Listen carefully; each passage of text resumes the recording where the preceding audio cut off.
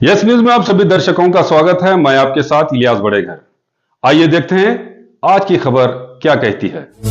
इंದು ವಿಜಯಪುರ ನಗರದ ವಿಭಾಗೀಯ ಕೆಎಸ್ಆರ್ಟಿಸಿ ಕಚೇರಿಯ ಎದುರುಗಡೆ ಮಾನ್ಯ ವಿಭಾಗೀಯ ಅಧಿಕಾರಿಗಳಿಗೆ ಮನವಿಯನ್ನು ಕೊಡಲಾಯಿತು। ಆ ವಿಷಯ ಏನು ಅಂತಂದ್ರೆ ಕಳೆದ ಫೆಬ್ರವರಿ ತಿಂಗಳಿಂದ ಇದುವರೆಗೂ ಹೊರಗುತ್ತಿಗೆ ಚಾಲಕರು ಕೆಎಸ್ಆರ್ಟಿಸಿ ಇವರಿಗೆ ವೇತನ ಬಾಕಿ ಉಳಿಸಿಕೊಂಡಂತ ವಿಷಯಕ್ಕೆ ಮತ್ತು ಕಳೆದ 3 ವರ್ಷಗಳಿಂದ ಪಿಎಫ್ ಹಣವನ್ನು ಕೂಡ ನೀಡದೇ ಇರುವಂತದ್ದು। ಈಗ ಈ ಪೂಜಾಯ ಸೆಕ್ಯೂರಿಟಿ ಏಜೆನ್ಸಿ ಅವಧಿ ಮುಗಿತಾ ಬಂದೈತಿ, ಆದ್ರೆ ಯಾವುದೇ ರೀತಿ ವೇತನ ಪಾವತಿ ಮಾಡಿಲ್ಲ ಮತ್ತು ಪಿಎಫ್ ಹಣವನ್ನು ಬಾಕಿ ಉಳಿಸ್ಕೊಂಡೈತಿ। ಮತ್ತು ಇಲ್ಲಿ ಚಾಲಕರಿಗೆ ಏನಪ್ಪಾ ಅಂದ್ರೆ 280 ರೂಪಾಯಿ ಸರ್ಕಾರದಿಂದ ಓವರ್ ಟೈಮ್ಗೆ ಪಾವತಿ ಮಾಡುತ್ತಾ ಇವ್ರು ಏನ್ ಮಾಡ್ತಾರ 125 ರೂಪಾಯಿ ಕೊಡ್ತಿದಾರ। ಇಂಥ ಬಹಳಷ್ಟು ಸಮಸ್ಯೆಗಳನ್ನ ಚಾಲಕರ ಮೇಲೆ ಈ ಪೂಜಾಯ ಏಜೆನ್ಸಿ ಸೆಕ್ಯೂರಿಟಿ ಏಜೆನ್ಸಿ ಮಾಡ್ತಾ ಇದೆ। ನಮ್ದು ಬೇಡಿಕೆ ಏನು ಅಂತಂದ್ರೆ ಈ ಕಳೆದ 3-4 ದಿನಗಳಿಂದ ನಮ್ಮ ಚಾಲಕರ ಸೋದರರು ಹೊರಗುತ್ತಿಗೆ ನೌಕರರು ಕರ್ತವ್ಯದಿಂದ ಹೊರಗುಳಿದಿದ್ದಾರೆ।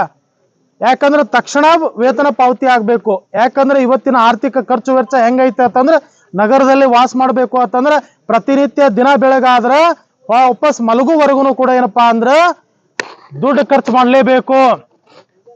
ದುಡ್ಡು ಖರ್ಚು ಮಾಡದಿದ್ರೆ ನಡೆಯಂಗಿಲ್ಲ।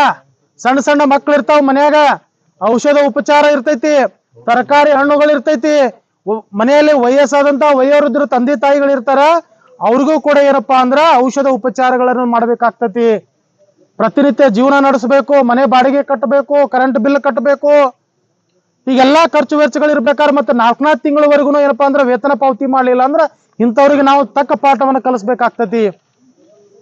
ಇಂಥ ಏಜೆನ್ಸಿಗಳು ಇವರು ಸರ್ಕಾರದಿಂದ ಏನ್ ಅಗ್ರಿಮೆಂಟ್ ಮಾಡ್ಕೊಂಡಿರ್ತಾರ ಆ ಅಗ್ರಿಮೆಂಟ್ ಪ್ರಕಾರ ನಡ್ಕೊಳ್ಳಂಗೆ ಇಲ್ಲ।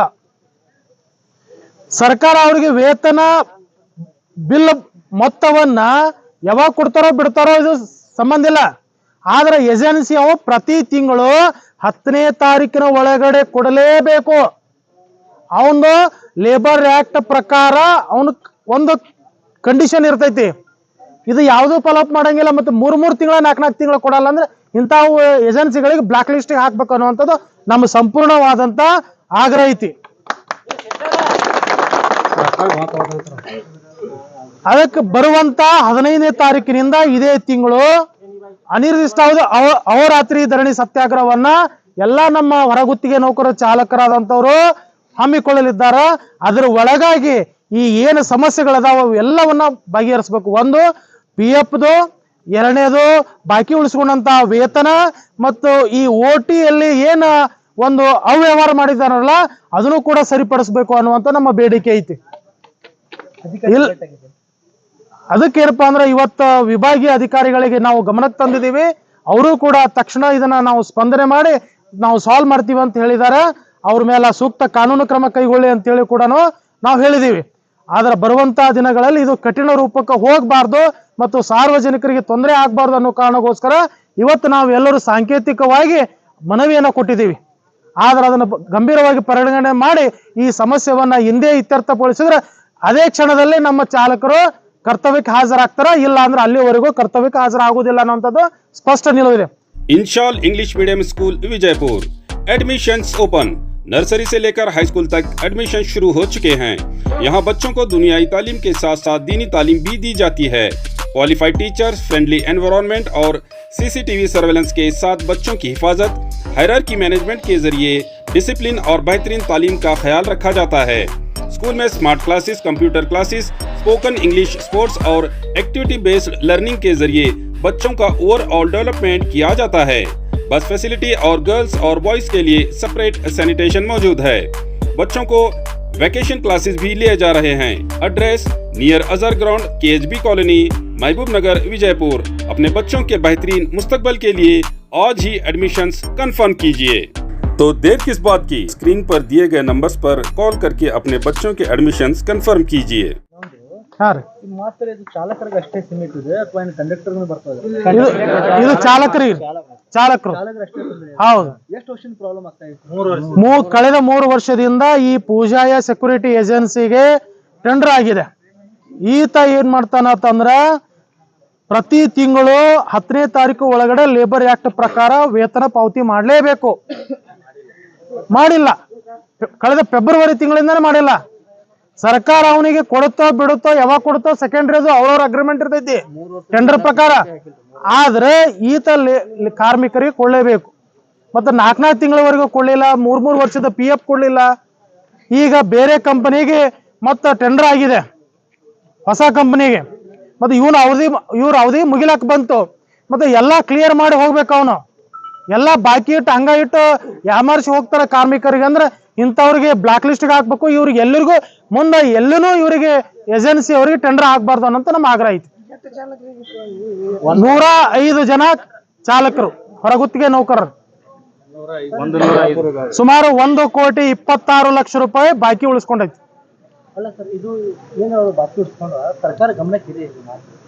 ಹಾ, ಇವಾಗ ಇತ್ತತ್ಲ ಗಮನಕ್ಕೆ ಬಂದಿದೆ, ಸರ್ಕಾರದ ಗಮನಕ್ಕೆ ಇವಾಗ ಬಂದಿದೆ. ಈಗ MD ಅವರಿಗೆ ನಾನು ಮಾತಾಡಿದೀನಿ ಅಂತ ಪೂಜಾ ಏಜೆನ್ಸಿ ಮಾಲಕ ಹೇಳ್ತಾ ಇದ್ದಾನ. ಬಟ್ ಅದು ಏನ್ ಮಾತಾಡೋಣ ಏನ್ ಬಿಟ್ಟಿಲ್ಲ ಗೊತ್ತಿಲ್ಲ. ನಮಗ್ ಮಾತ್ರ ಇವತ್ತು ವೇತನ ಪಾವತಿ ಆಗ್ಬೇಕನ್ನೋಂತ ನಮ್ಮ ಆಗ್ರಹ ಐತಿ. ಇಲ್ಲಾಂದ್ರೆ ಬರುವಂತ ದಿನಗಳಲ್ಲಿ ಗಂಭೀರವಾದಂತ ಪರಿಣಾಮ ಎದುರಿಸಬೇಕಾಗ್ತೈತಿ. ಹಾ, ಭೇಟಿಯಾಗಿದೆ. ಅವರು ಕೂಡ ಇವತ್ತಿಲ್ಲ ನಾಳೆ ತಕ್ಷಣವೇ ವೇತನ ಪಾವತಿ ಆಗುವಂತ ಎಲ್ಲಾ ಕ್ರಮಗಳನ್ನ ಕೈಗೊಳ್ತೀವಿ ಅನ್ನುವಂಥದ್ದು ಹೇಳಿದ್ದಾರೆ. ಮುಖ್ಯಮಂತ್ರಿಗೆ ಪತ್ರ ಬರೀತೀರಿ, ಯಾವ ರೀತಿ ಮುಂದಿನ ಕ್ರಮ? ಈಗ ಇವತ್ತು ನಾಳೆ 2 ದಿನ ನಾವು ಕಾಯ್ತೀವಿ. ಅದ್ರ ಒಳಗಡೆ ಈ ವೇತನ ಬಾಕಿ ಏನೈತಲ್ಲ, ಸಂಪೂರ್ಣ PF ಇರ್ಬೋದು, ಏನೇ ಎಲ್ಲವೂ ಇತ್ಯರ್ಥ ಆಯ್ತು ಅಂದ್ರೆ ಯಾವ ಮುಂದಿನ ಹೋರಾಟನೂ ಇಲ್ಲ. ನಾವು ಎಲ್ಲ ನಮ್ಮ ಸಹೋದರರು ಏನಪ್ಪಾ ಅಂದ್ರೆ ತಮ್ಮ ಕರ್ತವ್ಯಕ್ಕೆ ಹಾಜರಾಗ್ತಾರೆ. ಇಲ್ಲ ಅಂತಂದ್ರೆ ಇದು ಉಗ್ರ ಸ್ವರೂಪವನ್ನು ಪಡೆದುಕೊಳ್ತೈತಿ.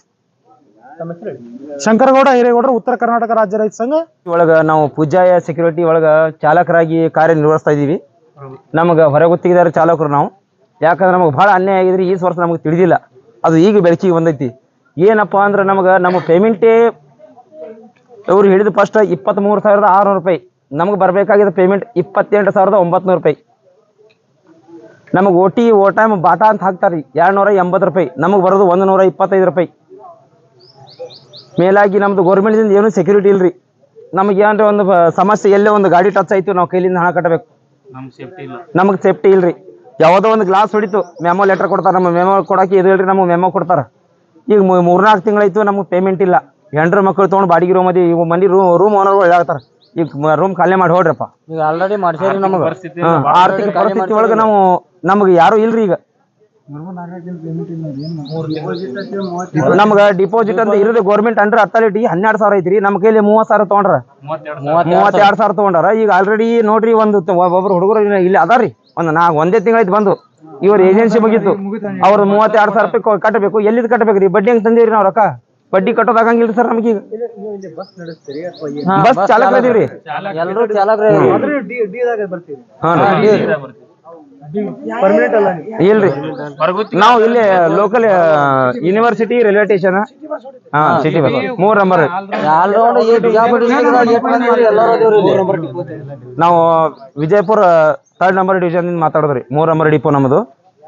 ಇದು ಅಮೀರ್ ತಾಳಿಕೋಟಿ ಅಂತ ಬ್ಯಾಚ್ ನಂಬರ್ 1559. ಒಂದೇ ಧ್ವನಿ ಆಗ್ಬೇಕು, ಒಂದೇ ನಿರ್ಧಾರ ಆಗ್ಬೇಕು ಅಂದ್ರ ಮಾತ್ರ ನಿಮಗ ಯಾರು ಏನು ಮಾಡಕ್ಕಾಗಲ್ಲ. ನೀವು ಒಬ್ರು ಕರ್ತವ್ಯಕ್ಕೆ ಹಾಜರಾಗೋದು, ಒಬ್ರು ಒಳ್ಳೇದು ಮಾಡಕಂತ್ರಿ ಅಥವಾ ಅಂಜಲಾಕಂತ್ರಿ ಅಂತಂದ್ರ ಒಡೆದ ಆಳು ನೀತಿ ಇರ್ತಾವ. ಹೌದಾ? ಅದಕ್ಕೆ ನೀವೆಲ್ಲರೂ ಗಟ್ಟಿಯಾಗಿ ಒಂದೇ ನಿರ್ಧಾರ, ಒಂದೇ ಧ್ವನಿ, ಎಲ್ಲರದು ವೇತನ ಪಾವತಿ ಎಲ್ಲ ಸ್ವಚ್ಛ ಆದ್ಮೇಲೆ ನಾವು ಕರ್ತವ್ಯಕ್ಕೆ ಹಾಜರಾಗ್ತೀವಿ. ನೋಡ್ರಿ, ನಮಗ ಅನ್ಯಾಯ ಆದಾಗ ನಾವು ಬೇಡಿಕೆ ಮುಂದೆ ಹೋರಾಟ ಮಾಡೋದು ನಮ್ಮ ಹಕ್ಕು. ನಮ್ಗೆ ಅನ್ಯಾಯ ಆಗ್ಲಿಲ್ಲ ಅಂದ್ರೆ ವಿನಾಕಾರಣ ಯಾವನು ಕರ್ತವ್ಯ ಗೈರ್ ಹಾಜರಾಗಂಗಿಲ್ಲ. ಅವಾಗ ಬೇಕಾದ್ರೆ ವೇತನ ಕಟ್ ಮಾಡ್ಲಿ, ನಮಗ್ ಬೇಕಾದಾಗ ನಾವು ಗೈರ್ ಹಾಜರಾದಾಗ. ಹೌದಾ? ಇವಾಗ ನಮಗ್ ಅನ್ಯಾಯ ಆಗೈತಿ, ನಮ್ಗೆ ವೇತನ ಬೇಕು, ಅದು ಹೋರಾಟ ಮಾಡೋ ನಮ್ ಹಕ್ಕು ಐತಿ. ನಾವ್ ಏನ್ ಕಾಲಾವಕಾಶ ಕೊಟ್ಟಿವಿ 2 ದಿವಸ, ಇವತ್ತ ನಾಳೆ ಅವ್ರು ಟೈಮ್ ಕೊಟ್ಟಿವಿ, ಗಡುವು ಕೊಟ್ಟಿವಿ, ವೇತನ ಪಾವತಿ ಮಾಡ್ಲಿ. ನಮ್ ಕರ್ತವ್ಯಕ್ಕೆ ವೇತನ ಜಮಾ ಆತಲ್ಲ, ಕರ್ತವ್ಯಕ್ಕೆ ನೀವು ಹಾಜರಾಗ್ರಿ. ಅಷ್ಟೊಳಗೆ ಆಗ್ಲಿಲ್ಲ ಅಂತಂದ್ರ ಇಲ್ಲಿ ಬಂದು ಧರಣಿ ಮಾಡೋ ಹಕ್ಕು ನಮಗೈತಿ, ಮಾಡೋಣ ಅಂತ. ಆದ್ರೆ ನಿಮ್ಗೆಲ್ಲರಿಗೂ ಕೊನೆ ನಿರ್ಧಾರ ನ್ಯಾಯ ಸಿಗೋವರೆಗೂ ನೀವೆಲ್ಲರೂ ಗಟ್ಟಿರ್ಬೇಕು. ನೀವು ಅಳಸ ಆದ್ರೆ ಅಂದ್ರೆ ನಿಮ್ಮನ್ನ ಹೊಡೆದ ಹೋಗ್ತೀವಿ ಇಷ್ಟೇ. ನಾನು ಹೇಳಿ ಕೆಲಸ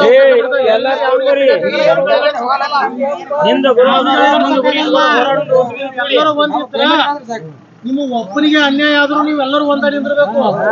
ಅವಾಗ ನಿಮ್ಮ ನ್ಯಾಯ ಸಿಗ್ತೈತಿ. ಅವನಿಗೆ ಅನ್ಯಾಯ ಆಗೈತಿ, ಅವನೇ ಬಡದಾಡ್ಲಿ, ಅವನೇ ಮಾಡ್ಲಿ ಅಂತಂದ್ರೆ ಇವತ್ತು ಅವನಿಗೆ ಹೊರಗೆ ಹಾಕ್ತಾರ, ನಾಳೆ ನಿಮಗೂ ಹಾಕ್ತಾರ. ಹೊಡೆದಾಳೋ ರೀತಿ ಇದು ಬ್ರಿಟಿಷ್ ತಂತ್ರ ಅಂತ ಅಡ್ಮಿನಿಸ್ಟ್ರೇಟರ್ ಅಲ್ಲಿ ಹೆಂಗಿರ್ತೈತೆ ಅಂದ್ರೆ ಬ್ರಿಟಿಷ್ ನೀತಿ. ಮಗನೇ ನೀನು ಹೋಗ್ತೆ, ನಾಳೆ ಬಾ, ನೀ ಹ್ಯಾಂಗ್ ಮಾಡ್ತೀವಿ ನೋಡಮ್ಮ, ಪನಿಷ್ಮೆಂಟ್ ಕೊಡ್ತೀವಿ, ಹ್ಯಾಂಗ್ ಮಾಡ್ತೀವಿ, ಹಿಂಗ್ ಮಾಡ್ತೀವಿ ಅಂತಾರ. ಅದು ನೀವು ಎಲ್ಲರೂ ಹೊಂದಿದ್ರಿ ಅಂದ್ರ ಅವನಿಗೆ ಒಬ್ಬನಿಗೆ ಸಮಸ್ಯೆ ಆದ್ರೂ ಎಲ್ಲರೂ ಕೂಡಿ ಅವ್ನಿಗೆ ಹಿಂಗಾಗೈತೆ ನಾವು ಎಲ್ಲರೂ ಅಂತಂದ್ರೆ ಧ್ವನಿಗೂಡಿಸಿದ್ರಿ ಅಂದ್ರೆ ನಿಮ್ಗೆ ಏನು ಮಾಡಕ್ಕಾಗಲ್ಲ. ಇಲ್ಲ ಅಂತಂದ್ರೆ ನಿಮ್ಮನ್ನು ಮಾಡ್ತಾರ, ನಾಳೆ ಇವನು ಮಾಡ್ತಾರ, ನಾಳೆ ಮಕ್ಕಳು. ಇದು ಇವ್ರು ಯಾಕೆ ಹೇಳ್ದಪ್ಪ ಅಂದ್ರೆ ಇದು ಮಾಡೋದು ಪಾಠ ಎದಕ್ ಕಲ್ತದ, ಮುಂದೆ ಬರೋ ಏಜೆನ್ಸಿ ಒಳಗ ಸತಿ ಈ ಪಾಠ ಕಲಿತದ. ನೀವೇನ್ ಮಾಡ್ತಾರ, ನಾನು ನೋಡ್ಕೂರಿಗೆ ಹೋಗವ ಮಾಡವ ಅಂದ್ರೆ ಇದು ಏನೋ ಆಗಂಗಿಲ್ಲ, ಆದ್ರೂ ಹೊರಂಗಿಲ್ಲ, ಕೋಲ್ ಮಾಡಂಗಿಲ್ಲ. ನಾವು ಹಿಂಗೆ ಬರ್ದಾಡಿ ಸಾಯ್ದಪ್ಪ ಹೊಸ ಮಂದಿ. ಏನು 3 ತಿಂಗಳ ಪಗಾರ ಹಾಕಿಲ್ಲ ಬದುಕೇವು, 3 ತಿಂಗಳ ಪಗಾರ ಹಾಕಿಲ್ಲ ಬದುಕೇವ. ನಿಮ್ಸ್ ಕೇಳ್ರಿ, 3 ತಿಂಗಳ ಪಗಾರ ಹಾಕಿಲ್ಲ ಬದುಕೇವಲ್ಲ. 2 ದಿನಕ್ಕೆ ಏನಪ್ಪ ನಿಮ್ಗೆ? ಯಾರು ಹೋಗಂಗಿಲ್ಲ. ಇನ್ನು 2 ದಿನ, 2 ದಿನ ಬಿಟ್ಟಿದ್ರೆ 2 ದಿನ ಮಾತಾಡಮ್ರಿ.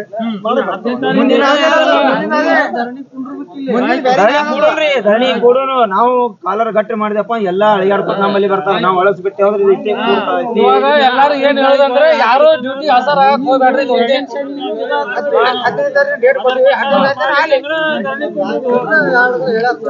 ನೋಡ್ರಿ, ಈ ದಿನ ದುಡಿಕೆವು, ಪಾಠ ಗೊತ್ತಾಗಿಲ್ಲ, ಈಗ ಪಾಠ ಕಲ್ತೇವು. ನೋಡಪ್ಪ, ಎಲ್ಲರೂ ಒಂದೇ ಒಪಿನಿಯನ್ ಇದ್ರೆ ಮಾತಾಡ್ತೀವಿ. Admissions are open in Al-Huda Urdu medium school and lead English medium school Vijaypur. तालीम की बेहतरीन पहचान बन चुके अल-हुदा उर्दू मीडियम स्कूल और लीड इंग्लिश मीडियम स्कूल सिर्फ एक स्कूल नहीं बल्कि बच्चों के बेहतर मुस्तकबल की मजबूत बुनियाद हैं। यहाँ मॉडर्न एजुकेशन के साथ साथ दीनी तालीम भी दी जाती है ताकि बच्चे करिकुलर एक्टिविटीज के साथ साथ को करिकुलर एक्टिविटीज के जरिए अखलाक, कम्युनिकेशन स्किल्स और ओवरऑल डेवलपमेंट में आगे बढ़ सके। स्कूल में मौजूद हैं वेल क्वालिफाइड और एक्सपीरियंस्ड टीचर्स, वेल इंफ्रास्ट्रक्चर और फर्निश्ड क्लासरूम्स, प्लेग्राउंड और van facility, CCTV surveillance, spoken English, abacus और smart classes, sports, science and maths activities, दीनियात एग्जीबिशन और quiz competitions, only fees no donation. हर क्लास में सिर्फ 25 से 30 स्टूडेंट्स का इंटेक रखा गया है। वैकेशन क्लासेस भी लिए जा रहे हैं, तो देर किस बात की। नर्सरी से 10th तक के लिए एडमिशंस शुरू हो चुके हैं। Address JM road, KSB colony, near Indira Nagar, Vijayapur. अधिक जानकारी के लिए स्क्रीन पर दिए गए नंबर्स पर कॉल करें।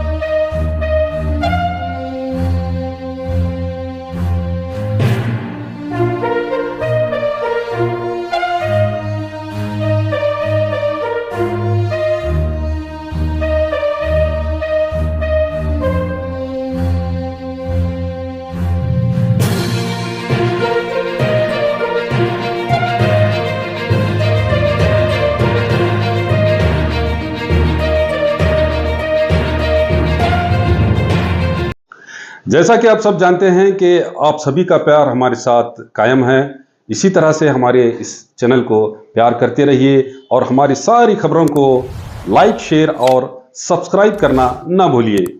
हमारा यही मकसद है कि आपको हर खबर जो है, जैसा है वैसा ही आपको हम दिखाते रहेंगे। ना किसी का पक्ष लेंगे, ना किसी के विरोध में जाएंगे।